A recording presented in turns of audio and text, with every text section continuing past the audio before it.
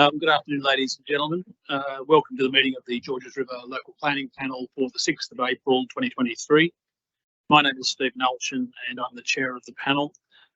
The panel is currently streaming to you from the council offices in McMahon Street in Hurstville. The panel members who make up the panel today are, on my right, Julie Walsh, an expert panel member. On my immediate left, John Brockhoff, another expert panel member, and on the far left, Jenny Simpson, who is the community representative on the panel. We are the panel who have been appointed by the Minister for Planning to determine specified development applications, including those on the agenda today, in accordance with the requirements of the Environmental Planning and Assessment Act. The Georges River Local Planning Panel acknowledges the Bidjigal people of the Eora Nation, who are the traditional custodians of all lands, waters and skies in the Georges River area. We pay our respect to elders past and present and extend that respect to all Aboriginal and Torres Strait Islander peoples who live, work and meet on these lands. I'm required to advise you that under the provisions of the Environmental Planning and Assessment Act, this meeting of the panel is being live streamed and will be made available on Council's website. In accordance with revised meeting protocols, interested parties wishing to make representations to the panel were requested to register a summary of their interests. A total of 6 registrations were received and forwarded to the panel. The panel has received the registrations and advised the council officers that it wishes to hear on submissions from the following persons who will be called during the course of this meeting in order of the items as published on council's website. They are, in respect of the development application for 1A Rose Avenue at Connells Point, Zoe Kazapides, David John Grosvenor and Victor Lake. And in respect of the development application for the property at 27 Waniora Road, Hurstville, the 2 interested parties are Ian McLennan and Con Watutsmas. The panel has received a completed assessment report for each, or from the council staff for each of the development applications on the agenda today, and we have inspected the sites and nearby locality for those 2 matters earlier this afternoon. We'll deal with each application in order as published on council's website. That is, firstly, the application for construction of a dual occupancy at 1A Rose Avenue, Connells Point, and then the application for demolition of the existing house and construction of boarding house and fence at 27 Waniora Road, Hurstville. As required by the Local Planning Panel Code of Conduct, panel members are required to disclose any conflicts of interest in respect of any matter that is on the agenda for a panel meeting. The relevant forms, as prescribed by the New South Wales Department of Planning, have been completed and a table for council to be included in the online minutes of the meeting. Excuse me. Cameron Jones declared an interest in item LPP 005-23, that's 1A Rose Street, Connells Point. Cameron Jones will not attend the meeting. Jenny Simpson will be the community representative on the panel. Finally, in terms of process, as we progress through the matters on the agenda, only those persons who have registered to speak will verbally be able to make representations to the panel. Each person who has registered to speak is requested to limit their presentation to 3 minutes. I would ask those persons that are invited to speak to the panel via Teams that they speak clearly and at a volume that will project into the speakers to assist those viewing the live streaming so they can hear clearly what is being said. To manage the live streaming process, all speakers should leave their camera and microphone turned off until their turn to speak is called. Finally, at this time, I remind these persons that any defamatory, discriminatory or offensive language used may result in the author being exposed to liability, for which council and the panel take no responsibility. Once we've heard all the oral submissions on a particular application, we'll move on to the next application. Members of the public are free to continue to listen to the broadcast. The determination of the applications will be made in closed session, which is not live streamed or recorded. The determination will be available on council's website once confirmed by the panel, and this occurs usually within 2 to 3 days of the meeting.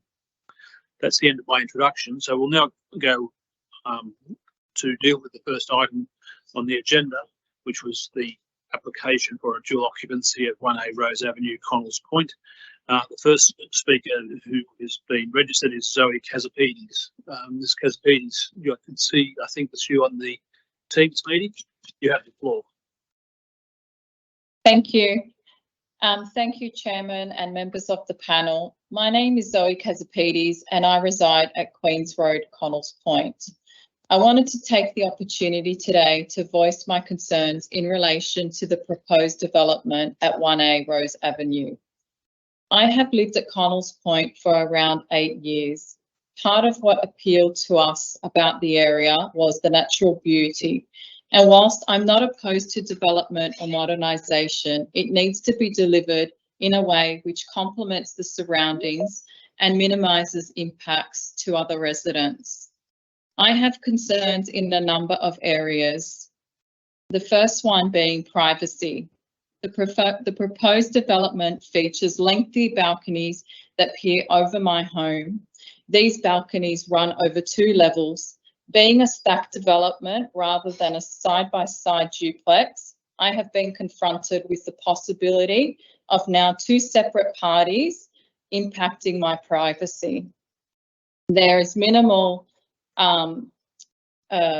privacy screening, and the full length of that balcony is just unacceptable. My second issue is in relation to the trees. These trees provide shade and character, and whilst the applicant suggests that these trees can be retained, they simply cannot if there's no stability in the root system, putting not only my home at risk but the lives of people that reside here. I simply cannot understand why the proposed structure was placed in the location when the block is of a substantial size. My other issues are as followed. There's no detail on stormwater runoff or egress into my property. With the new dwelling in place, the natural absorption of the stormwater will no longer occur, impacting my property from potential flooding and other risks. There is also inadequate retaining walls at the boundaries and fencing between the properties. I wanted to acknowledge, and I'm very grateful for the thorough review prepared by Georges River Council, and the reports and recommendations have dealt with these matters much more than what I can express in words here. But I really wanted to take the opportunity to let you know that these are real issues that will impact me and my family and my neighbours. I thank you for your time. Thank you, Kazapides. Do any members of the panel have any questions? Could you just clarify where your site is in relation to the proposal? I live at 74 Queens Road, but I also own 70 Queens Road. I'm from the corner in 2 properties. Right, so there's the ones right below. Yeah. Thank you. Thank you, Zoe. I'll move on to the second person making an address to us. That's Mr. Grosvenor, David John Grosvenor. Please approach us and. So if I could just ask you to turn off your camera, please.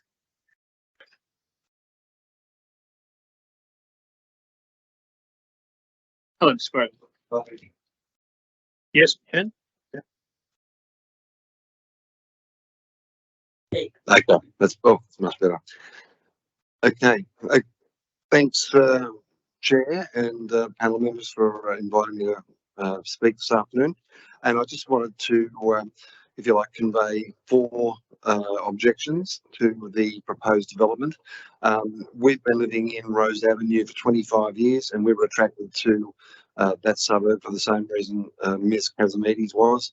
The natural beauty, the vegetation, and the 4 things that I'd like to discuss today. Firstly, traffic management. Now, I saw you guys arrive this afternoon in a bus, and I saw vehicles trying to overtake the bus while you were there, and going up onto my onto the verge where the bark, it's a garden, and that just gives you some insight into the traffic problems that any development of the scale and complexity contemplated is going to have on the residents of Rose Avenue. It's a cul-de-sac. There's only one way in, one way out. It's a shared pedestrian zone. There are no footpaths, and the carriageway is less than 13 feet.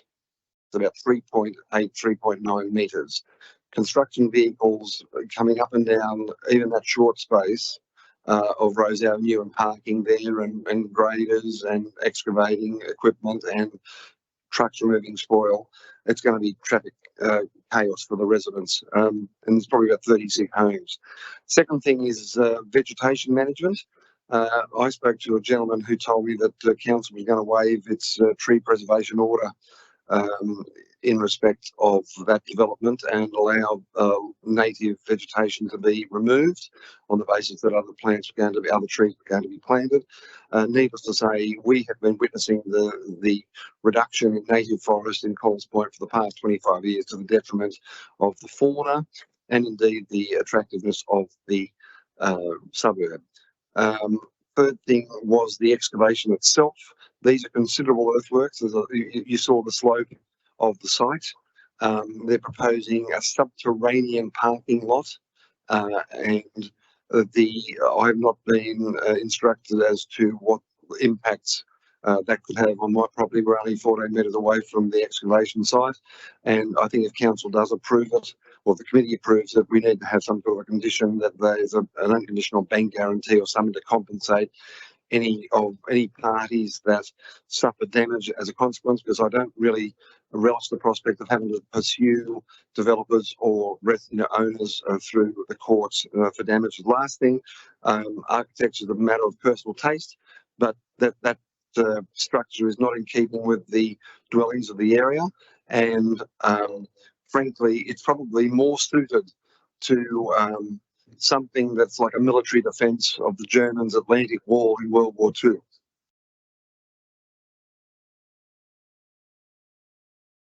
Yeah, that's it. Thank you, Mr. Chair. Sorry, what's your address? Excuse me. Oh, 2 Rose Avenue. Two. So we're Just sort of diagonally opposite. Your bus was parked in front of my home. Thanks. Jenny? Yep. Just a question from the community perspective. I'd like to understand, the mental anguish and anxiety that's been to yourselves and your neighbours, how long it's been going for. Well, look, I guess we haven't, frankly, had a lot of mental anguish, to be frank, because there's nothing happening at the moment. But the prospect of what lies ahead is certain to create anxiety for all the residents of Rose Avenue. If for no other reason, the traffic management, of Rose Avenue will be chaotic. Look, we've had construction work at our home, and trucks have blocked the road, and we've had people threatening to call the police and get out and thump drivers and things like that. It's not going to be. It's going to be quite a stressful time if the construction does go ahead. So not much mental anguish so far, but the prospect of this going ahead will definitely create a lot of anxiety and anguish for the residents of Rose Avenue, including us. Can you please help me understand just two things? In your area, are there young children and elderly that would be using that area? And also, how does rubbish get taken from Well, yeah, it's a good question. In terms of the demographics of the cul-de-sac, it's amazing how many properties it does service. A lot of people are, if you like, surprised to learn how many dwellings there are in that cul-de-sac. And there are young children, there are elderly people, there are people that we see, it's like Pitt Street there between 7 and 9 every morning, and 4 to 6 every evening. It's very busy, and people are taking children to school and picking them up from school. And there are obviously retired people living there as well. I don't know whether obviously don't know their circumstances, whether they have to visit doctors and that. But if the road is blocked for any period of time during the day, the consequences could be quite serious because, as I said, there's only one way in. The second part of the question you asked. How is a rubbish? Oh, the rubbish. Yeah, we do get the garbage. Council's trash removal service does service but as a matter of interest, we've had to move our garbage bins over to the other side, the same side of the proposed development, because the truck can't pick up the bins from that side of the road for some strange reason. But I mean, that's, again, we've got to make these sorts of changes to accommodate all based on the width of the carriageway. Thank you. John, do you have any questions? Mr. Grant, I've got one question. In regards to the issue of traffic management, especially during construction, been there for 25 years, you would have perhaps seen dwellings constructed during that time or significant renovations. Can you give us your observations about what sort of construction traffic, how was it managed, or was it not managed, or how did that street that's through that period? Yeah, that's a good question. I've lived there for 25 years and I've not witnessed any construction within the initial. It's like a stem. It's like the bottom of a T. So where you enter Rose Avenue is the bottom of the T, and then it becomes the T. Now the top of the T is much wider. So the construction works that have taken place in the 25 years that we've been there have not taken place in the base of the T. They've all taken place in the top part of Rose Avenue, which is much wider, and there have been, there have been difficulties. We haven't experienced them because we never we don't need to drive up there. But I couldn't comment on the inconvenience that's been caused to the resident or otherwise. But what I can observe is there are much wider areas of Rose Avenue involved, and less travelled. Remember, the further away you get from the base of the T, the less traffic is involved. That was all the questions. Let's thank you for your time and Thank you for submission. The next person to address the panel is Victor Lake. Mr. Lake, are you? Yes, you are. Thank you.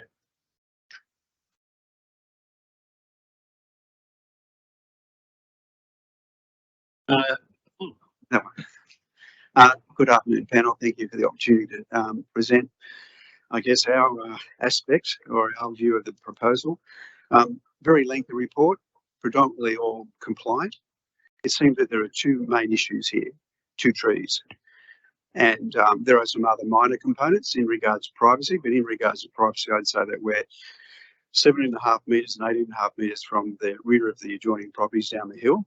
And their private open spaces is basically facing out to the north, which is on the other opposite side.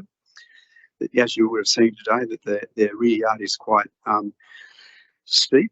I wouldn't exactly say that it's private open space. It would be a lovely place to garden, but I don't think it's used all the time, and I don't think privacy would be an issue.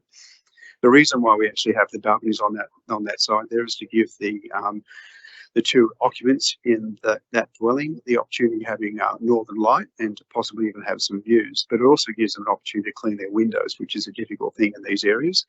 And so that's one of those things. If council thought that privacy was to be a major concern, we could either reduce or remove that balcony, but we still have windows there. Our landscape architects have actually put in a considerable amount of landscaping on that boundary fence to give privacy to both parties. The other aspects that Zoe mentioned was to do with privacy, which I've just discussed. Stormwater capture is another interesting one because at the moment there's no stormwater collection on that site whatsoever. So wherever falls on the land, and you would have noticed yourself today that land is essentially pretty much rock underfoot all the way through, except where it starts to fall away. All that rainwater, stormwater is going to fall down to their property anyway. And the boundary fence consists of a pretty poor, almost dilapidated timber fence. There's no need for a retaining wall there. We don't want to put a retaining wall there. It's probably a bad outcome. And when we do put in the new dual occupancy, if it's approved, then it'll capture most of that rainwater on the site and we'll dispose of it into the street. as just mentioned, as you mentioned about retaining walls, and there was a note in the report in regards to retaining walls. There are very few retaining walls on the site apart from the basement itself, and it's quite common that on a DA, unless the council requires details for retaining walls, that they would be managed by the private certifier or the council through the construction certificate stage. Into some of the matters that that David raised was traffic management. I'm sure that all the traffic management issues would have been addressed back in 2018 when the land was actually proposed for subdivision and it was approved by council for a residential property. So street management, road management, garbage, construction, all those things should have been considered at that point. And if it wasn't considered to be satisfactory, I shouldn't have thought that the subdivision would have been approved. I'm not quite sure what he meant about the tree preservation order, but if you look at the amount of landscaping that's on the site at the moment, and there are 3 high-valued trees for retention on that site, and we're retaining 2 of them. One of them, the council has accepted that because it's located, tree number 3, it's in the middle of the site, it sterilises the site. The council's accepted that tree can be removed. Tree number 2 is also a tree of that the council's also accepted can be removed. Tree 1 is high valued. Tree 4 and 5 are high valued. We say that we can retain them. Our arborists say that we can retain them. Our arborists have actually put. We had a phone conversation, or a Zoom conversation with the assessment officer, and they said, you know, we think that you can't preserve them. So we said, look, why don't we do some root mapping, which he did. He went out there and dug the hole himself, got down to 200 millimetres and hit bedrock.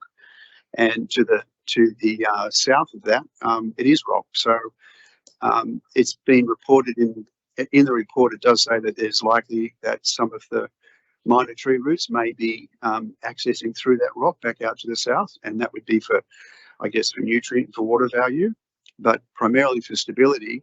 The tree is relying on its stabilising roots on the northern side. That's actually downhill. Otherwise, it would have fallen over years ago because it can't have any roots out to the south because the roots themselves are actually into rock. As far as the aesthetics concerned, well, everybody has a different opinion on that. Take offence to what the gentleman mentioned. I actually think that it's a well-presented home. It has very nice finishes. The planning itself is actually quite generous and logical. And the building does in fact follow the terrain of, because it does actually have the the southern bedrooms are actually on a split level, which is something that the report said that it didn't do. And I'd also like to say that in regards to building, the person who is my client, he's actually the developer and he will also be the builder. He's been building for 30 years and he's got a very good reputation. And to be in the business for 30 years, God love him, you go through those problems with neighbours and all those issues. And he's managed that throughout his life and he's continued to do so. And the fact that he's going to build this, he'll put his heart and soul into that. So I don't think issues with the neighbours will come up. You know, I've been in situations where I've had people wanting to build beside me, and it's hard, it's emotional because it's your family, it's your life, and you do have concerns of what's going to happen. But at the end of the day, that person that has that anxiety, their house was built at one stage, and somebody had to go through, if you like, the mental anguish and all those things when their house is being built, and it's kind of like what communities have to do. And as I say, I think the builder would do a good job on that. There are a couple of minor aspects, I think, in the report in regards to the height of the fence on the street fronts, saying that it was thought that it might be 1.2. It's actually 1.34, but it could be reduced down to 1 metre without any trouble. All those boundary walls, essentially, apart from the main gates, are actually sandstone finish, which I think is an appropriate finish in that location. And the access into and out of the driveway can be manoeuvred by a forward direction by vehicles, so it's safe. The building itself has a lot of landscaping on it to try and soften it.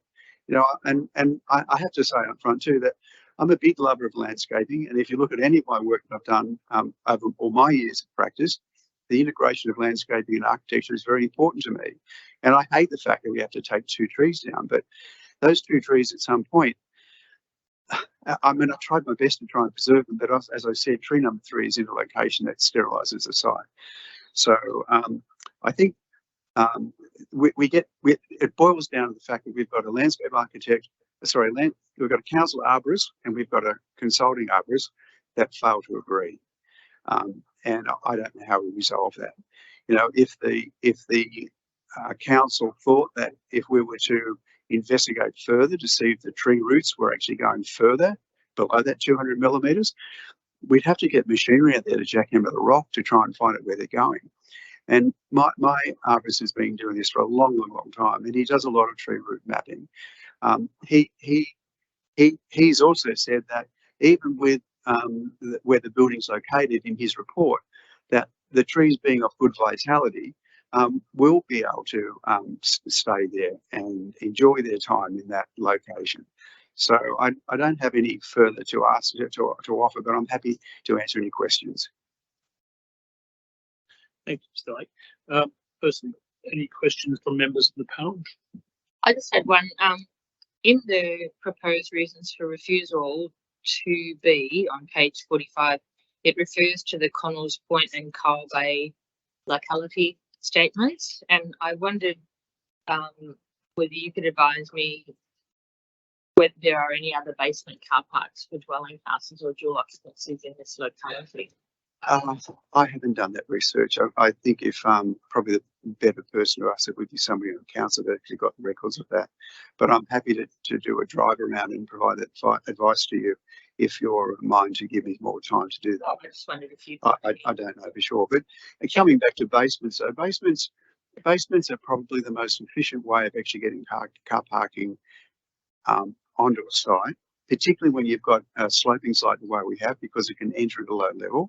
And it actually allows me to preserve more site area for landscaping, which is what it's done, because the basement is at the footprint of the basement is below the footprint of the building. So it preserves all that area for landscaping. If you have a look at the detailed landscaping drawings done by Site Design, you'll see that they're a very good set of documents. And the trees that we've taken out, we've provided more trees and more in replacement of them. Thank you. John? I have a question, and thank you.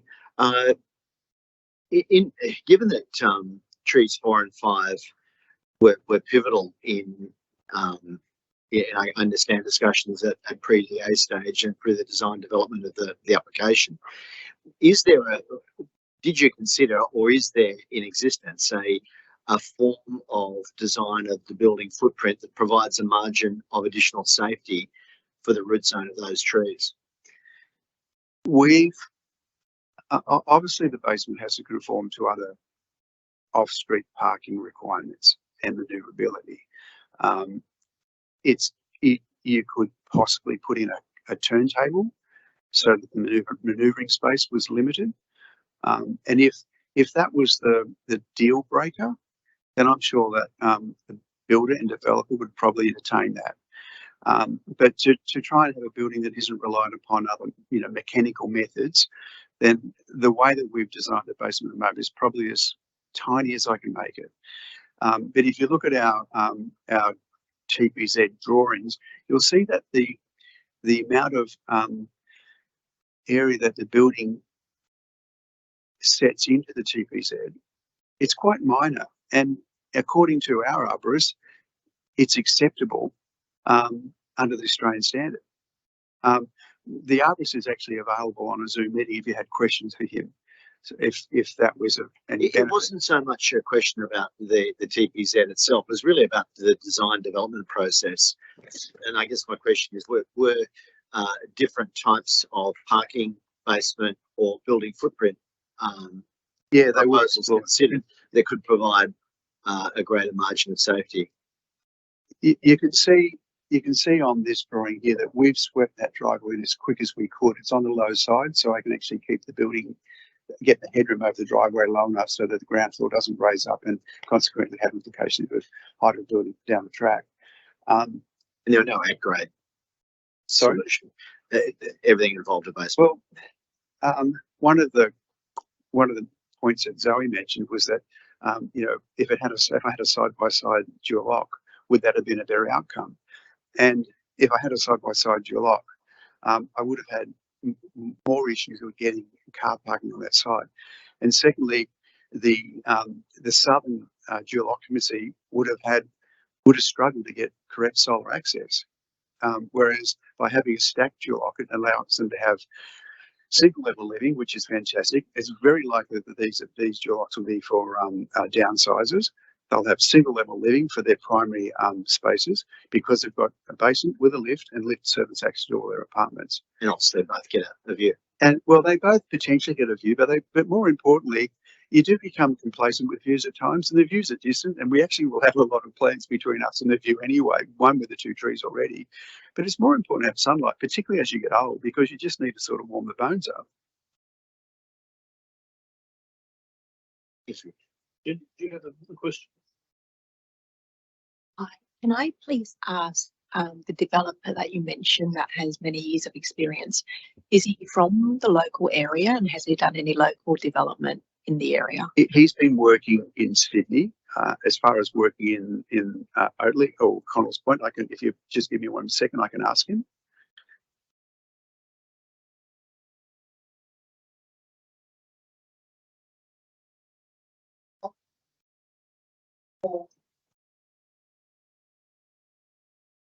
And also the Oatley house. I mean, I didn't done anything in Connells Point, but we done it. Even they done because the number is because the Elsie's line because the number is big. But there's just such a small line, like I did say, all of the rocks we have to put on one side, and I think it's on the other side. But we know this, which the line is, even though we started using a concrete pump, we will be the line pump and the pass on the other side. Doesn't stop any traffic. That's the way we do it. I think to answer your question, he hasn't done anything in Connells Point, but there's a first time for everything, I guess. Thank you. I'm just going to come back to the issue of construction traffic. The issue of construction traffic may or may not have been considered at the time of the subdivision, but it is a narrow street, and I'd like your views as to how you think the developer would manage construction activity. Yeah, look, I mean, everyone here has probably been through seeing houses being built and properties being built in narrow areas. I live at Oyster Bay. I used to live in Lagana, so I'm quite familiar with the areas through there. But what I've noticed over the last few years, that no matter what size job, that there's always traffic control principles in place, and that if council had a mind to review the application and look at approval rather than refusal, then I'd suggest that a condition might be that proper traffic management proposals should be submitted to council for approval and to make sure that they are adopted. And that would be having stop go people on the road and probably even to the point where if you've got major events happening, be it a concrete pour where you've got agitated trucks and pumps and the like, that the neighbours are all notified so that they can be informed and perhaps if there is going to be an important event they have to get to and they're running late, well, they can be a bit more informed about it so that they don't get caught. Thank you. If there are no other questions from members of the panel, thanks, Mr. Lake. Appreciate your time. Thank you very much. So, that's the last of the three parties presenting on the matter at 1A Rose Avenue at Connells Point. The next matter concerns a proposal for a boarding house development at 27 Waniora Road. The first speaker is Ian McLennan. Mr. McLennan, are you not in the room? Are you on the call? Yes, you are on the call. Thank you, Mr. McLennan. You've got the floor. Sorry, you're still on mute? Can you turn on your microphone? Thanks. Oh, it's on. It's on now. Thanks. Thanks very much for giving me the opportunity to lodge my objection to this particular proposal. When I first received notification of it, my immediate thought was not another boarding house. We are absolutely surrounded by boarding houses in the O'Brien's estate, which the occupants, it's like a revolving door. That they stay short term. They have no regard whatsoever for the state of the property. We have unkept gardens, unkept verges. My particular place, I've lived in there for over 30 years now. It's been in the family since 1942, so I'm well cognizant of the particular area, and our house backs onto the proposed development. This development, it's like a strata plan, housing up to 19 people on a very small block of land. How they're going to fit that on there, I have no idea. The number that the people that come into the place, who's going to vet them? You know, as I said earlier, it's like a revolving door. We have had two robberies in 3 months, just with this itinerant population coming through to the place. I'll come on to another point, the demolition. It's going to have an underground car park housing 5 cars. Now, we have gone through in our particular area major construction of unit developments. There's one 100 metres up the road from this particular place with 400 units. There's one directly over the road with another 100 units. Our place and other places within the close proximity have got cracks in the wall. Maybe from these developments, I don't know. But I would suggest that any major excavation that's going to happen on this very small block to house 5 cars is going to have an impact on those surrounding properties. We'll talk about the traffic. In the initial application, it was saying that traffic impact will be minimal. That survey was taken on one day in October during the lockdown. These days, Waniora Road and surrounding areas, it is just wall-to-wall traffic, particularly in peak hours. It can stretch from King George's Road right down to Railway Parade. One of the other issues that I have concern with is fire. These boarding houses house a number of people. They cook in their rooms, and I am absolutely petrified that one of these days something is going to happen very badly with fire. I'll come back to the traffic. Is that my 3 minutes? I'll come back to the traffic. It is, but I'll give you another minute or two. Yeah. Okay. Well, I've spoken about the traffic, but the privacy. You know, this is a 2-storey dwelling, which is going to overlook our place and other places, so our privacy will be absolutely invaded. In saying that, I have very strong objections to this particular badly designed, badly promoted property. Thank you very much for the opportunity. Thanks, Mr. McLennan. Thank you. Do any members of the panel have a question? I just had one, Mr. McLennan. Oh, Yep. sorry, did you have one, Jenny? Hi, thank you for sharing your view. My question relates to, you mentioned this is not the only boarding house, and there are boarding houses in the surrounding area. Can you help me understand whether there's been any, I guess, whether you've been directly impacted by, you know, the heavier occupancy in the local area and your neighbours as well, and whether that creates that mental anguish and anxiety among you and your neighbours? Yes, directly over the road from us is a boarding house. There's a couple of others in our street. There's 2 behind us. Rosebank Crescent is littered with boarding houses. Now, we had you know, you talk about the people, I know this is an isolated instance, but we had one guy that was down there. He ended up being in a major murder case through drug dealings, and he lived in our street. I'm not saying that's everybody, but you just got this itinerant population. You just don't know who's there. As I said, we've been broken into twice in 3 months. 1, our house was trashed. 2, a lot of goods were stolen. So yes, it does impact on a lot of the residents around there. Those that have, some residents have been there, like myself, have been there in excess of 30 odd years. And so we know the area. It was an area which was a high prestige part of Hurstville. Now it just represents a shanty town in many places.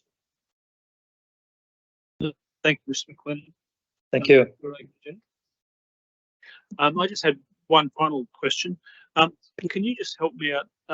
What property number, what street number do you live in? I'm sorry, we're on 31 Rosebank Crescent. So our property backs onto the proposed development property. Thank you very much for that, Mr. McLennan. Thank you. That's all of our questions for the moment. Thanks very much. Thank you. Finally, final speaker to address the panel is Con Bortsumas. I hope I've got the pronunciation right. I apologise if I didn't get it right.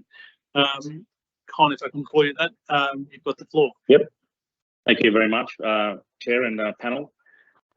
Look, I represent the applicant for this development, and I have been involved in preparing the application and design. And I wish to speak specifically to an item that is raised in the council's recommendation regarding stormwater. To give you a bit of a background, there is actually a neighbour that we have approached in whose land at number 1 Rosebank Crescent exists an existing stormwater pipe that's leading from the property at number 27 Wanneroo Road down to Rosebank Crescent, and it's been in existence for many years. So my client, basically an owner, is understanding that from time to time they've got some issues, and obviously repairing that pipe was an ongoing thing, and he's happy to sort of obviously replace it all brand new with this application, obviously designed in accordance with their stormwater plan.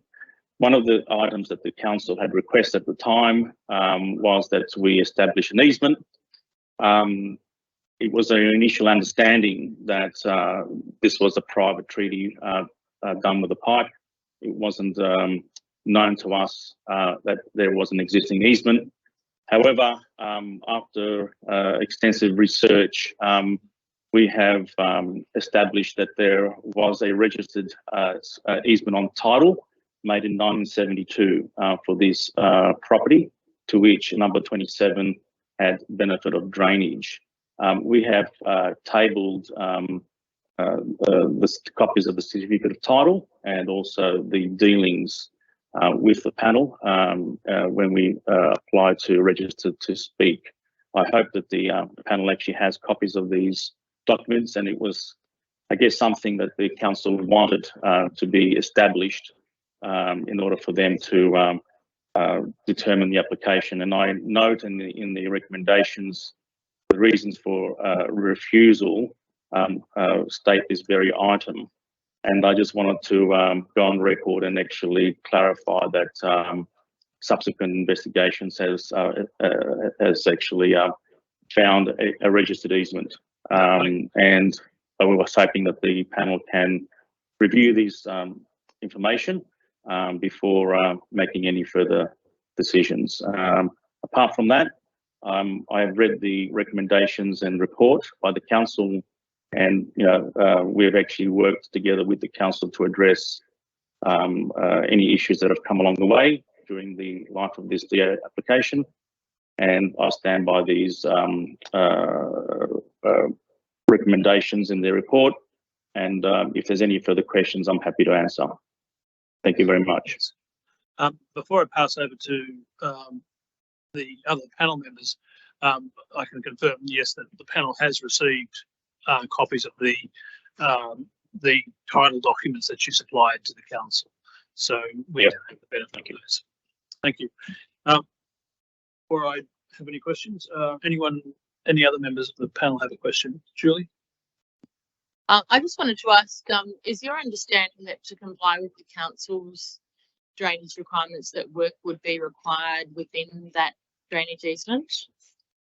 There is an existing pipe that's there already, and what we're proposing is just to sort of replace it and upgrade it essentially. So the current pipe actually serves the existing dwelling that currently is there, and you know, there's a substantial amount of paving and built area that it currently serves. So probably not necessarily improving upon it in terms of the size, but definitely replacing the pipe is what we're happy to do. Because, as I said before, you know, over the years, it's been there for about 30 plus years, or sorry, I should say 50 plus years since 1972.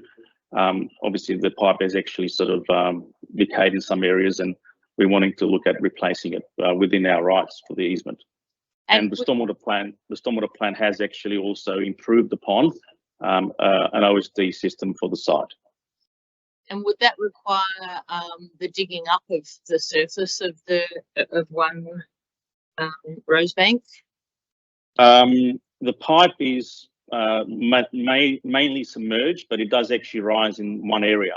And I guess the stormwater plans that are indicated there actually just sort of look at sort of working with certain levels. So it would be good to, yes, I understand that it will be submerged entirely because there is one section that it actually surfaces up above.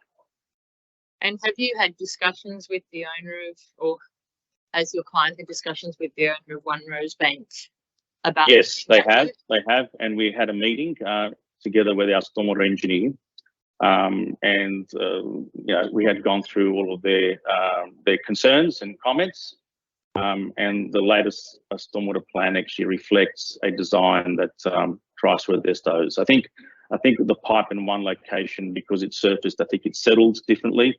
And I think the owner there was concerned that it was leaking at that point. So yes, yep. And if it was necessary to lodge a development application for the carrying out of that work, is your understanding that the owner of One Rosebank would sign owner's consent for the lodgement of that development application, or you haven't got to that point?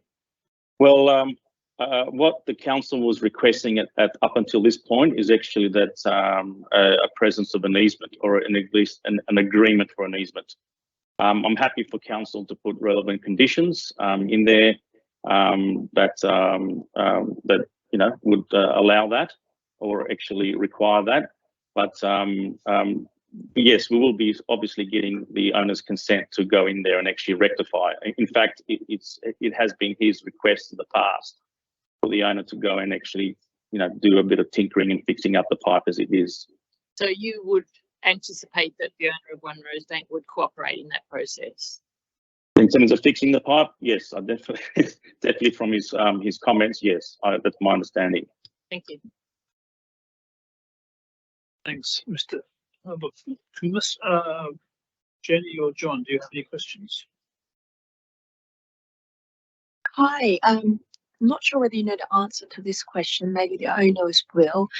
In terms of the boarding house, is there a target border demographic that it is after? I assume there is a demand for boarding rooms in the area, so I was just wondering what the target border customers are for that dwelling. Well, when I was approached to look at this proposal, the client did actually sort of mention that, you know, the site is actually close to the railway lines, and he's anticipating basically people more aligned, like, you know, sort of in the order of students or people who need to commute.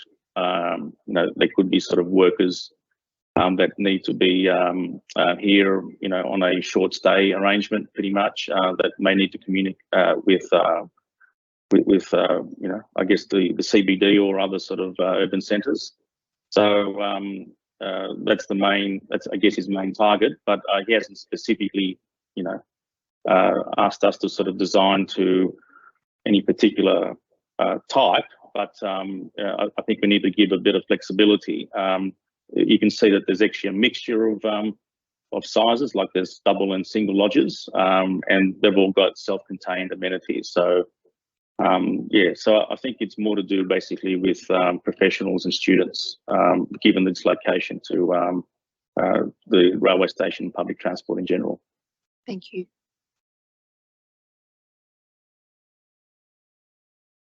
Con, thank you. I've got a question.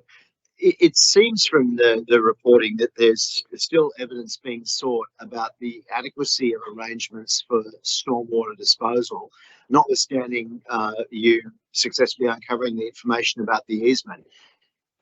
What's your understanding of what evidence is necessary to adequately satisfy us that stormwater disposal can be appropriately managed through consent conditions?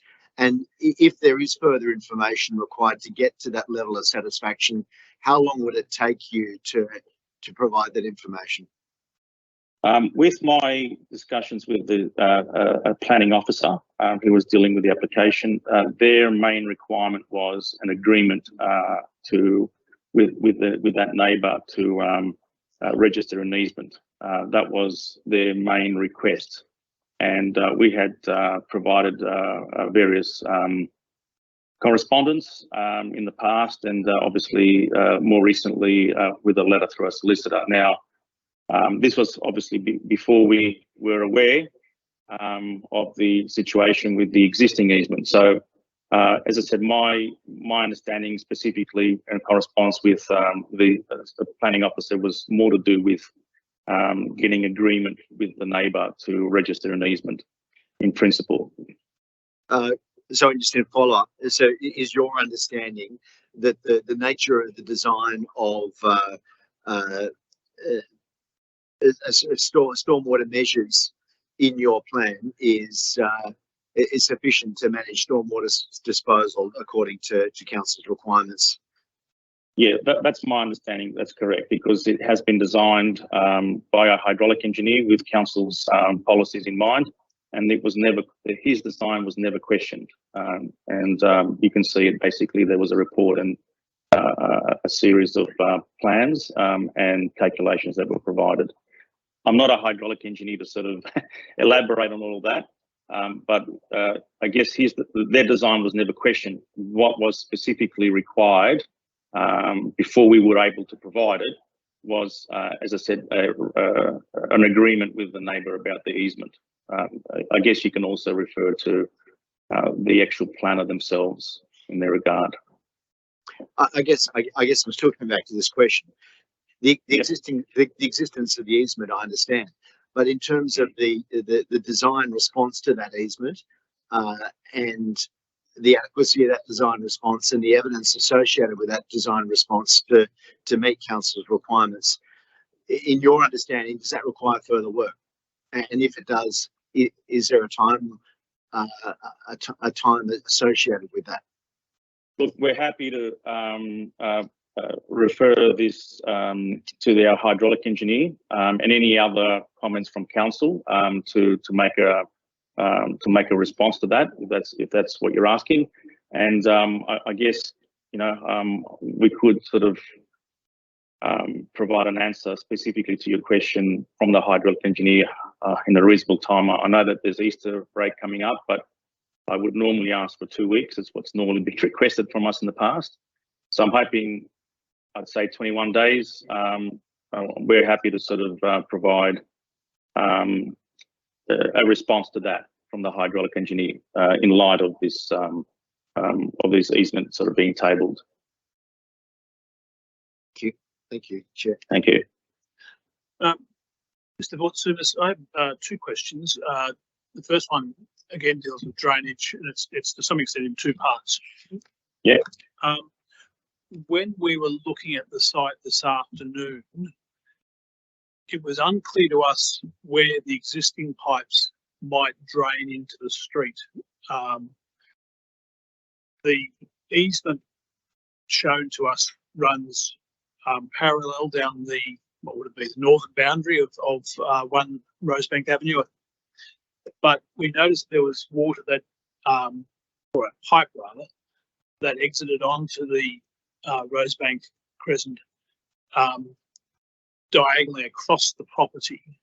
And there was also another pipe that to our viewing, look to be largely on the adjoining property. Can you just clarify for us where the water actually exits onto Rosebank Crescent? Look, I'm probably not the best person to answer that specifically. I know that there is actually the stormwater pipe in question actually runs along the fence.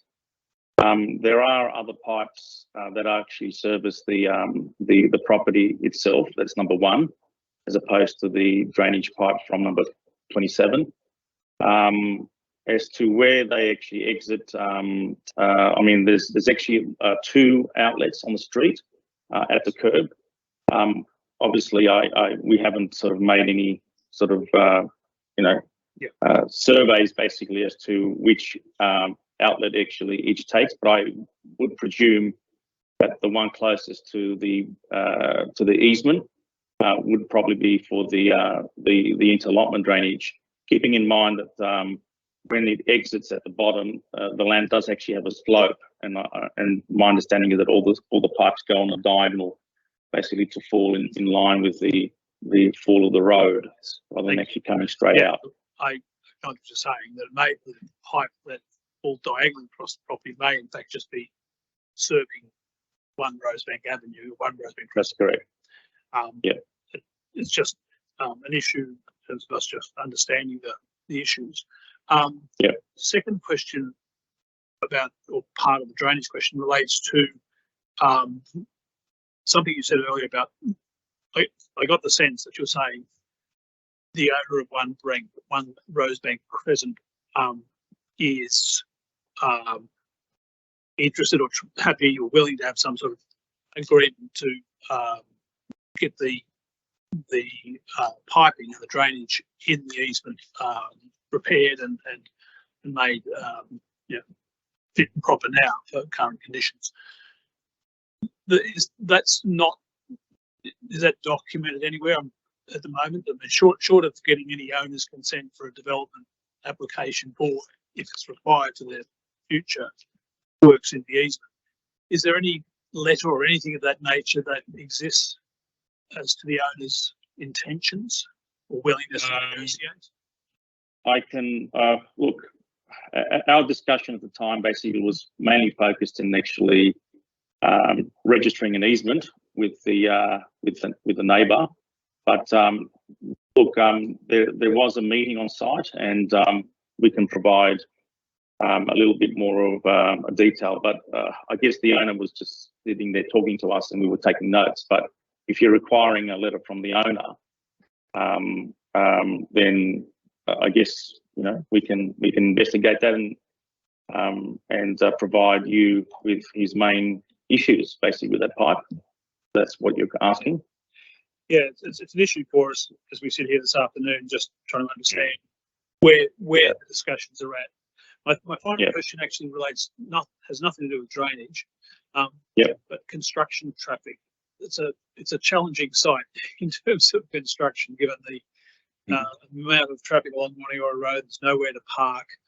Can you just help us understand how construction might be managed, including construction traffic? Well, there is a traffic report that was prepared, I guess, for the ongoing use of the property. It wasn't requested of us to provide any detail of the construction phase. I understand it normally comes around before the issue of a construction certificate. But I could say this, that the property itself has enough width. There is actually an area at the front setback where it will be retained in the future as a setback area for landscaping. I believe there will be ample use, sort of ample space for that, to be providing area for deliveries and also a loading bay with the existing driveway that's there at the moment. I should also mention that the scale of the development, even though that I guess there is a basement, it sort of works, I guess, with the FSR and the Balkan scale that you would apply for a typical residential development on R2. So the scale of it is probably not something not different, let's say, to a dwelling. If it was dwelling was actually constructed in the area. Now I know that the area does have its challenges, and I guess if we were to look at peak sort of periods, I guess in other jobs basically we have looked at staging the deliveries that they occur at non-peak times. And we're hoping that can sort of be proposed in a comprehensive construction management plan. But I do want to mention that the scale of the development is not like, I guess, what's across the road. No. It's something that I guess you could do the same amount of sort of traffic movements as if you were to do a two-story house with a basement in the area. Yes. For that site. Thank you for that. Yeah. That's good. That is the end of the submissions and our questions. And in turn, that's the end of the public part of the meeting. So at that point, I will close that part of the meeting. Thank you, everyone who has contributed to the discussion, and others in the audience who have been listening in. Oh, sorry.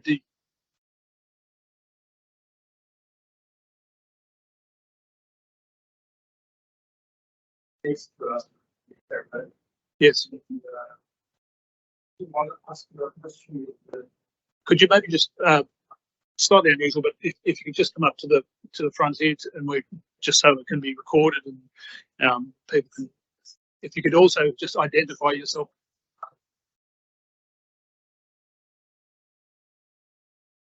Thank you, Chairman. Thank you. I'm living Pan and living 25 Warnial Road, Hurstville, just next to the 27. And I just asked, because the question is, how can they manage every week the rubbish through the bin about the 19 people that bought the house. During the past 3 years, the house is rented out, and some of the people living there, not many, just maybe 4 or 2, but every week they got a lot of rubbish and not put in their garbage bin because that garbage bin is full, and then put it in our garbage bin. Yes. Sometimes, our garbage, even the food, that's still dumping on. That's only 2 or 3 people living there. But if 19 people living there, how can they, dump it?